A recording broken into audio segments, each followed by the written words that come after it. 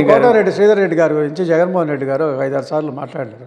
14 MLA అయినప్పుడు అవ్వక ముందు కూడా కొన్ని సభల్లో ఉంటే శ్రీధర్ రెడ్డి లాగా ఉండాలి, శ్రీధర్ రెడ్డి బాగా పనిచేస్తున్నాడు అని చెప్పి డోర్ టు డోర్ తిరిగినప్పుడు శ్రీధర్ రెడ్డి గారు అన్నీ కూడా చెప్పున్నాడు. కొన్ని మీటింగ్లో శ్రీధర్ రెడ్డి గారిని ఇచ్చేస్తున్నారు. శ్రీధర్ రెడ్డి గారు ఎందుకు బయటపోవాలి, బయటపోయి ఎందుకు మాట్లాడాలి? పార్టీ గురించి, పార్టీ అంటే ఒక క్రమశిక్షణలో నడవాలి కదా. మరి ఆనం ఫ్యామిలీ గురించి నువ్వు ఆనం ఫ్యామిలీ వాళ్ళు మొదటి నుంచి అగెనిస్ట్, గవర్నమెంట్లో ఎమ్మెల్యే గెలిచిన రోజు నుంచి అగెనిస్ట్. ఆ రోజు సీటీనే తప్పు. జగన్మోహన్ రెడ్డి గారికి ఏం పార్టీ కార్యకర్తలు లేరు ఆ రోజు. ఎందుకు పెంచాలండి? ఉండేవాడిని ఎందుకండి పెంచాలి? నేను అనేది గొడవలు ఎందుకు నెల్లూరు మాత్రమే పరిమితం అవుతున్నాయి? ఇప్పుడు నెల్లూరు జిల్లాలోనే ఎక్కువగా కనిపిస్తుంది. ఆనవాళ్ళ ప్రభావం ఉండదంటారు కదా. ఎంతవరకు ఉంటుంది? మిమ్మల్ని ఆ రోజు జగన్మోహన్ రెడ్డి గారిని ఎడతిట్టారు అందరూ తెలుసు. వివేకానంద రెడ్డి నిన్ను మాట్లాడని తెలుసు.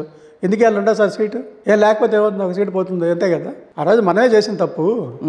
ఎంతమంది యంగ్స్టర్స్ లేరు? సో రాజకీయ చైతన్యం అయితే నెల్లూరు జిల్లాకి బాగా ఉంది. ఎందుకు లేదు? కంపారిటివ్లీ మిగతా ఎక్కడ చూసినా కూడా నెల్లూరు జిల్లాలోని అలకలు ఉంటాయి, నెల్లూరు జిల్లాలోని బొజ్జగింపులు ఉంటాయి, పక్కన ఉన్న ప్రకాశం జిల్లాలో కూడా బొజ్జగింపులు వస్తాయి. ఎందుకని? ఈరోజు మాగుంట శ్రీనివాసరెడ్డి గారిది ఏమైందో మనకు తెలియదు సబ్జెక్టు. వాళ్ళు వద్దనుకున్నారు, ఎందుకని వాళ్ళ కొడుకు సీట్ ఏమని చెప్పున్నారు, అవన్నీ జరిగినాయి. ఈరోజు ఒక ప్రత్యేకంగా ఒక టీమే రెడీ అవుతా ఉంది అపోజిషన్లో పోవాలని. వాళ్ళు టీడీపీలో జాయిన్ అవ్వాలని, ఇంకా వేమిరెడ్డికి ప్రభాకర్ రెడ్డి గారి వైఫ్కి కోవూరు సీట్లో నిలబడాలని ఇవన్నీ కూడా జరుగుతూ ఉన్నాయి. ఏం చేయలేము ఇప్పుడు దానికి. ఇప్పుడు జగన్మోహన్ రెడ్డి గారు ఎప్పుడు కూడా మనం చేసిన మంచి గురించే మాట్లాడండి అని మాట్లాడిన మా వ్యక్తే కానీ చెడ్డగా మమ్మల్ని రాజకీయాలు ఎప్పుడు చెప్పలేదు ఏ ఎమ్మెల్యేకి కూడా. ఇప్పుడు స్టేట్ డెవలప్మెంటు, ఫైనాన్స్ గురించి ఈ మధ్య కొత్తగా ఎత్తుకున్నారు సబ్జెక్టు. నువ్వు ఎలా చేయగలవు? చంద్రబాబు నాయుడు గారు కొత్త స్కీమ్లు అనౌన్స్ చేస్తూ ఉన్నారు.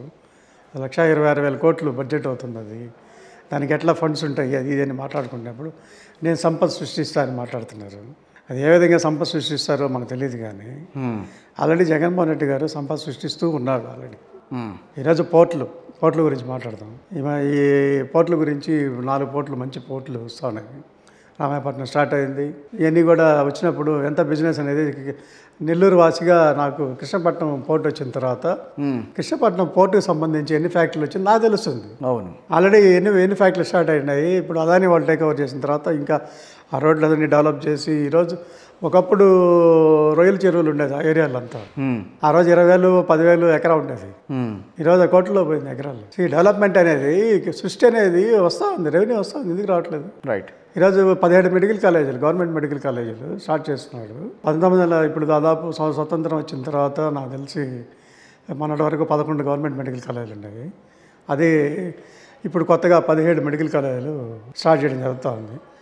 ఈరోజు 500 కోట్ల రూపాయలు ఇన్వెస్ట్మెంట్ పెట్టి ఒక్కొక్క మెడికల్ కాలేజ్ మీద కన్స్ట్రక్షన్ ఖర్చు పెడతా ఉన్నారు. ఇదే 500 కోట్ల ఇన్వెస్ట్మెంట్ ప్లస్ ల్యాండ్ కాస్ట్ అంతా కలిసి ఒక 600 crores చేసుకున్నాం. ఒక 10 years పోయేటప్పటికి ఈ 17 మెడికల్ కాలేజీలో అసెట్టే 1 lakh crores అవుతుంది. 10 times పెరుగుతుంది రియల్ ఎస్టేట్. ఎనీ ఇన్స్టిట్యూట్ ప్రతి దాంట్లో కూడా మీరు రియల్ ఎస్టేటే చూస్తున్నారు. లేదా టాకింగ్ అబౌట్ సంపద సృష్టిస్తా నేను అన్నప్పుడు దానికోసం చెప్తాను. ఎగ్జాంపుల్ ఇది.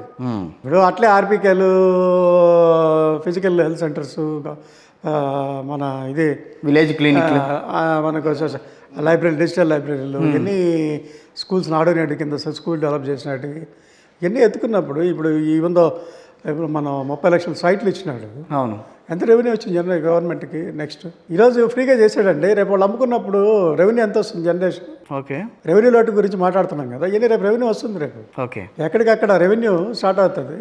ఈ ఫిషింగ్ హార్బర్ స్టార్ట్ అయిన తర్వాత నేను ఉడిపిలో చూశాను fishing harbour, very nice harbour, Mangaluru దగ్గర, ఉడిపి దగ్గర. ఇప్పుడు దాని గురించి ఎందుకు ఆలోచించాలి? 2 సంవత్సరాలు విజన్ లీడర్ చంద్రబాబు నాయుడు గారు విజన్ లీడర్ మీరు మాట్లాడేటప్పుడు ఇన్ని సంవత్సరాలు ఆయన విజన్ ఫిషర్ కమ్యూనిటీ గురించి, ఆయన విజన్ సాఫ్ట్వేర్ గురించి అండి. రాబోయే రోజుల్లో సాఫ్ట్వేర్ చేయలేరు కదా. అందరూ చేపలు పట్టే వాళ్ళు అందరూ పోయేసి సాఫ్ట్వేర్ కంపెనీ పెట్టుకోవాలంటే ఉండేవాళ్ళు బతకాలి కదా. ఫస్ట్ వాళ్ళ పిల్లలకి మంచి క్వాలిటీ ఎడ్యుకేషన్ ఏడుంది? Right sir. ఇప్పుడు ఫైనల్గా మనం ఇప్పుడు ఓవరాల్గా చూస్తే పవన్ కళ్యాణ్, అదేవిధంగా తెలుగుదేశం పార్టీ, ఇటు పక్కన బీజేపీ కూడా కలుస్తుందని అంటున్నారు. సో మొత్తం మీద ఇది వైసీపీకి కొంచెం దెబ్బ తగిలే పరిస్థితి కనిపిస్తుంది. నాకు తెలిసి బీజేపీ వాళ్ళు తెలివైన వాళ్ళండి. నాకు తెలిసి వాళ్ళు కలవరు. నాకు తెలిసిన నాలెడ్జ్ ప్రకారం అయితే వాళ్ళు కలవరు.